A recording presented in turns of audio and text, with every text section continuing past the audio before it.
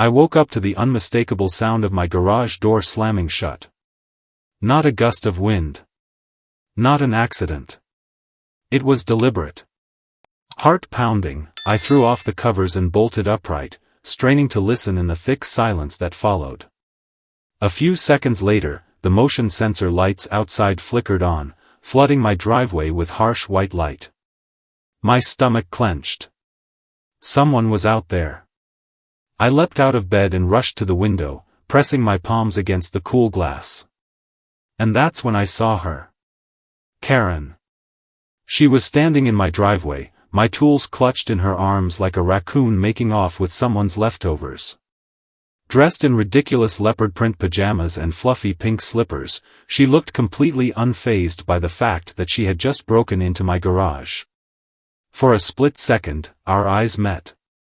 Hers widened in shock, then narrowed into something else entirely. Defiance. And then, like this was just another Tuesday night errand, she turned on her heel and scurried away into the darkness. I stood there, frozen, my brain scrambling to process what I had just witnessed. Had my neighbor really, just broken into my garage and stolen my stuff? At 2 a.m? Was I hallucinating? A laugh nearly bubbled out of me from the sheer absurdity of it. But there was nothing funny about this. This was my property. And she had taken it like it was some kind of neighborhood donation box. By the time I snapped out of my daze and sprinted downstairs, she was already gone. My garage door was left slightly ajar, like a smug little grin mocking me in the dim light. I flipped on the overhead switch. My stomach dropped. Gone. My best set of wrenches, gone. My custom motorcycle seat, vanished. The limited edition toolkit my grandfather left me? Not a single piece remained. My pulse hammered as I scanned the space, hoping, praying, this was some kind of bizarre misunderstanding. But no. Karen had actually done it. She had stolen from me. But what she didn't know was that I had something she couldn't weasel her way out of. Cameras. And if Karen thought she could get away with this, she was about to have the rudest awakening of her life. I barely slept that night, my mind racing with what I had just witnessed. The sheer audacity of it. Karen had strolled into my garage, helped herself to my tools, and had the nerve to act like she had every right to them. But it wasn't just the theft that made my blood boil, it was the way she had looked at me before running off. Like she wasn't sorry. Like she wasn't afraid. Like she dared me to do something about it. By morning, my anger had settled into something sharper. Determination. I pulled up the security footage on my phone. There she was, clear as day, creeping into my garage like she was shopping at a flea market. She even paused to inspect my tools, tilting her head like she was deciding what to take. And then, because of course she did, she pulled out her phone and snapped a selfie with one of my wrenches, grinning like she had just won the jackpot. That was it. I was done playing nice. I marched straight over to her house, fists clenched so tightly my nails bit into my palms. I pounded on her door, hard enough to rattle the frame. A few moments later, it swung open, and there she stood, Karen, in a pastel pink robe, her expression the very picture of fake concern. "Oh, Ethan," she gasped, pressing a hand to her chest. "Is everything all right? You look so stressed." I forced myself to take a breath. "Karen," I said, my voice tight, "I have security footage of you breaking into my garage and stealing my things. You want to explain before I call the cops?" She blinked, actually had the nerve to look surprised. And then, she laughed. "Oh, sweetie, no, she tittered, waving a dismissive hand. "That's a terrible misunderstanding. I was just borrowing a few things." I stared at her, jaw clenched. "At 2 a.m? Without asking?" She huffed, crossing her arms. "I was going to return them. I just didn't want to wake you up. And besides, your garage was a disaster." I thought I'd help you out by organizing it a little. I inhaled sharply, struggling to keep my voice steady. Karen. You broke into my garage and took my property. That's a crime. Her fake smile faltered for a fraction of a second, but she recovered quickly. Oh, come on, she scoffed, rolling her eyes. You're being dramatic. We're neighbors. What's mine is yours, what's yours is mine. That's how a community works. I took a step forward, voice low. That is absolutely not how this works. Her expression darkened. You know, Ethan, you're being really selfish right now. I thought you were a good neighbor. Karen, give me back my things. Now. Instead of answering, she slammed the door in my face. I stood there for a long moment, stunned by the sheer ridiculousness of the situation. Then, slowly, I turned on my heel and walked away. If she thought this was over, she had another thing coming. By midday, I had compiled everything, the security footage, a list of stolen items, and a formal complaint, and took it straight to the homeowners association.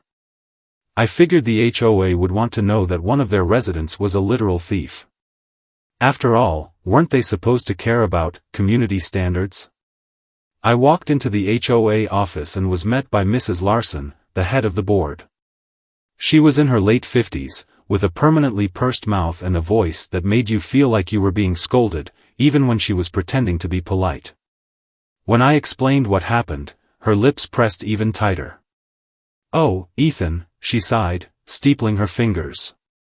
Karen is a valued member of our community.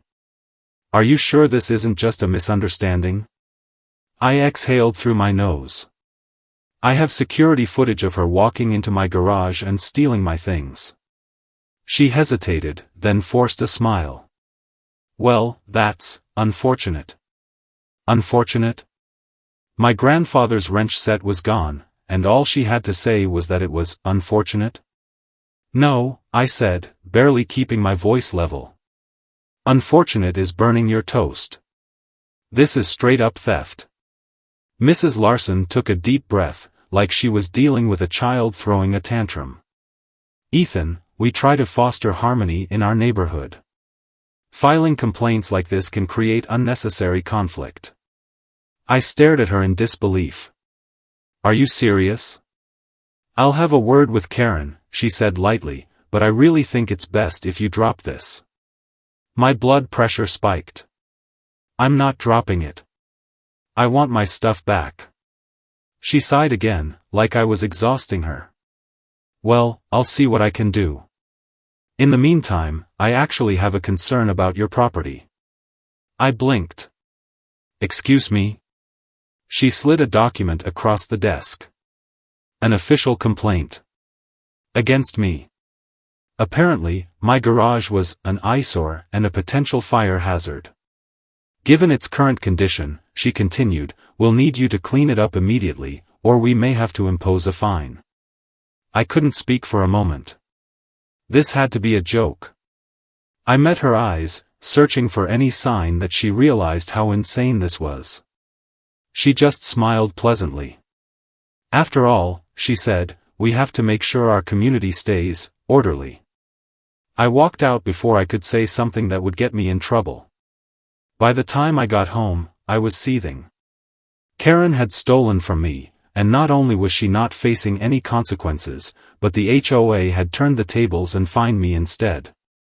Then, as if this day couldn't get worse, I got a notification on my phone. A new Facebook Marketplace listing. Karen had just put my custom motorcycle seat up for sale. With the caption, brand new seat, never used, $200 OBO. Message for pickup. I saw red. Karen wanted a fight? She was about to get one. I spent the rest of the day forcing myself to cool down, but no amount of deep breaths could change the fact that Karen was getting away with this. Worse, the HOA had basically handed her a free pass while turning me into the bad guy. That wasn't going to happen. If Karen thought she could steal from me and then sell my own property right under my nose, she was about to get the shock of her life. I spent the next morning reinforcing my garage security. New motion sensors, upgraded locks, and an alarm system that would make a bank jealous. But the real trick was the bait. I took an old, beat-up motorcycle engine cover, cleaned it up, and installed a tiny GPS tracker inside. Then, I placed it right near the garage entrance, just tempting enough for Karen's sticky fingers. All I had to do was wait. And Karen, being Karen, did not disappoint. That night, I sat in my living room with my phone in hand, watching my security feed. At exactly 2:17 a.m., a familiar leopard print-covered figure appeared on the screen. Karen had returned. Except this time, she was wearing all black. I actually laughed out loud. This woman really thought she was some kind of criminal mastermind. She tiptoed, into my garage, grinning like a kid sneaking extra cookies. Then, just as I had planned, her eyes landed on the prize. She lifted the engine cover, turned it over in her hands like she was examining treasure, and then stuffed it into a massive tote bag. I could only shake my head as I watched her scurry back to her house, completely oblivious to the fact that I now had a literal tracker inside her home. The next morning, I checked my phone. The blinking dot was right where I expected it to be, Karen's house. It was time to end this. I grabbed my phone and called the police. By the time the officers arrived, I was already waiting outside Karen's door, arms crossed, phone in hand. The second she opened it and saw me standing there with two uniformed cops, her fake smile faltered. "Oh. Ethan," she said, forcing a laugh. "What's all this?" I held up my phone, turning the screen toward her. The blinking GPS signal was right over her house. "You want to try that again?" I asked. For the first time, I saw a real panic flicker across Karen's face. She tried to laugh it off, waving a dismissive hand. "Oh, that old thing? I found it in your garage and thought you didn't want it anymore. I was just keeping it safe for you." The officer next to me cleared his throat. "Ma'am, we're going to need to see your garage." Karen went pale. "My garage?" she echoed, glancing over her shoulder. "Oh, well, you know, it's a bit messy." "I don't think." The officers weren't having it. "Ma'am, we're not asking." She had no choice. With visible reluctance, she stepped aside and let us in. And there it was.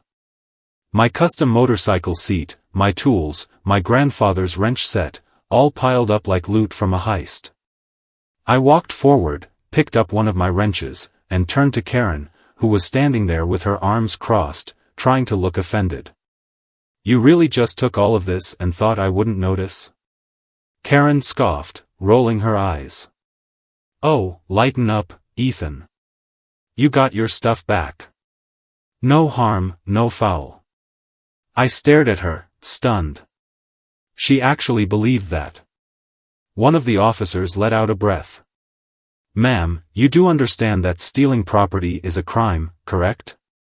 Karen's expression snapped into righteous indignation. "This is harassment," she shrieked. "I'm being targeted. I was just borrowing these things, and now I'm being treated like a criminal?" The officer held up my wrench set. "Ma'am, this was reported stolen. You are in possession of multiple stolen items. That's not borrowing. That's theft." Karen sputtered, looking around wildly, as if hoping someone would swoop in and defend her. But no one did. Because for once, she had no way out. Her face twisted in disbelief as the officer pulled out a pair of handcuffs. "You can't arrest me for this," she screeched, taking a step back. "This is a misunderstanding. I was helping." I crossed my arms and watched as they read her rights. Karen tried everything. She wailed. She flipped between furious and helpless. She even tried crying, but the cops had seen it all before. And finally, as they led her outside toward the waiting squad car, her eyes locked onto mine. "You think you've won, don't you?" she spat, voice shaking. "This isn't over. I'll make sure this whole neighborhood turns against you." I didn't even blink. "Yeah?" I said. "Let me know how that works out for you." The car door slammed shut. Karen was gone. But as I would soon find out, her influence wasn't. The neighborhood felt different after Karen's arrest. For the first time since this whole mess started, I thought I could finally breathe. The thief was caught, the stolen property recovered, and for once, Karen's usual tricks hadn't worked. But I should have known better. Because less than 24 hours later, I found a formal letter from the HOA taped to my front door. At first, I thought, finally. Maybe they were admitting they had been wrong. Maybe they were actually taking action against Karen after all the evidence I had shoved in their faces. But no. The letter wasn't about Karen. It was about me. The HOA was formally warning me for bringing unnecessary law enforcement attention to the community and damaging the neighborhood's reputation. I read it twice. Then a third time, just to make sure I wasn't hallucinating. Karen had been arrested for literal theft, and somehow, I was the one being reprimanded. I stormed into the HOA office, the letter clenched in my fist. Mrs. Larson, the head of the board, was already waiting, a tight-lipped smile plastered on her face like she had been expecting me. "Ah, Ethan," she said, folding her hands on the desk. "I had a feeling you might drop by." I dropped the letter onto her desk. "Explain this." She sighed like I was some unruly child. "You have to understand, calling the police over a neighborhood dispute can create an uncomfortable atmosphere. The HOA values peace and order, and your actions have caused quite a stir." I blinked. "A stir? You mean when Karen stole from me and I had her arrested?" I snapped. "That stir?" Mrs. Larson's eyes flickered, but her smile didn't waver. "We prefer to handle things internally when possible." I let out a sharp laugh, the kind that had no humor in it. "Oh, you mean like how you handled it last time? By fining me for having a messy garage instead of dealing with the actual criminal?" She stiffened. "You have to understand," she repeated, voice icy, "Karen has been an important part of this community for a long time. People respect her." I scoffed. "People?" I crossed my arms. "Or just you?" Her jaw tightened. I leaned forward, voice calm. "Karen stole from me. I had evidence. I followed the law. And now you're punishing me for doing the right thing?" There was a long silence. Then Mrs. Larson exhaled sharply and pulled another document from her desk. I took one look at it and felt my stomach drop. A petition. A petition to have me removed from the neighborhood. I looked back at her, half expecting her to tell me it was some kind of joke. But her face was unreadable, her expression carefully neutral. "What the hell is this?" I asked, my voice dangerously quiet. "The HOA has received multiple complaints," she said smoothly, "about your hostile behavior and unwillingness to cooperate with community values. Some of your neighbors feel that your presence has become disruptive." I stared at her. This couldn't be real. "You're trying to kick me out," I said, just to hear it out loud. Mrs. Larson tilted her head slightly. "The petition is simply a way to gauge community opinion." I felt my grip tighten on the edge of the desk. Karen wasn't just trying to get revenge, she was trying to turn the entire neighborhood against me. For a split second, I actually considered backing down. Maybe it would be easier to just let it go. Maybe moving wouldn't be the worst thing. But then I remembered Karen's smirk. The way she had stolen from me, lied to my face, weaponized the HOA against me. No. I wasn't going anywhere. "Great," I said, standing up. Let's see how that opinion holds up after I show everyone the security footage. Mrs. Larson paled, just slightly. Would be a real shame, I continued, voice almost casual, if the local news station got a hold of it, too. Her expression cracked. You wouldn't, she said, her voice just a little too uncertain. I smiled. Try me. For the first time, she looked nervous. I turned and walked out, the petition still clenched in my fist.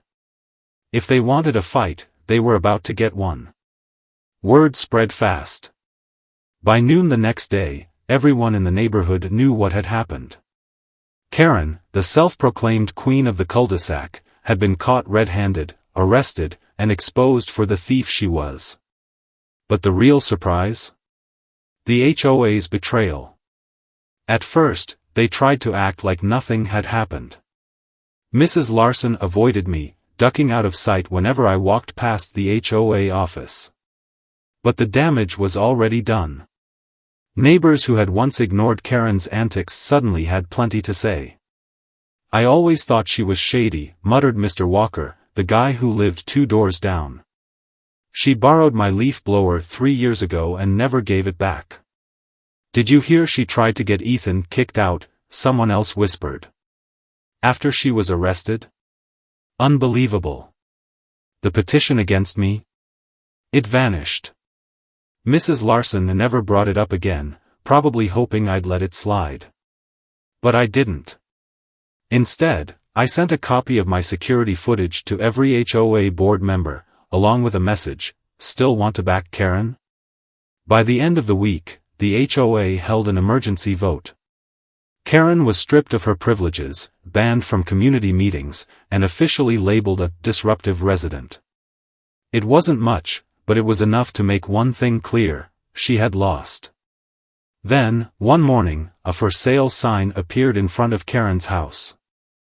At first, I thought it was a joke. But as the weeks passed, moving trucks arrived, and sure enough, Karen was leaving. I watched from my garage as she supervised the movers, her face set in a tight scowl. She must have felt my gaze because she turned, glaring at me like she wanted to say something. But she didn't. Instead, she flipped her hair and marched inside. The next morning, a small package was left on my doorstep. No note. No explanation. Inside was my grandfather's wrench set, cleaned and neatly packed. I laughed, shaking my head. Karen never admitted she was wrong. But in the end, she still lost. A week later, a new family moved in. The father, Ryan, walked over and shook my hand. I noticed your bike, he said, grinning. I'm a motorcycle guy myself. I grinned back. Welcome to the neighborhood, Ryan. For the first time in months, I felt at peace. Karen was gone. The HOA had backed down.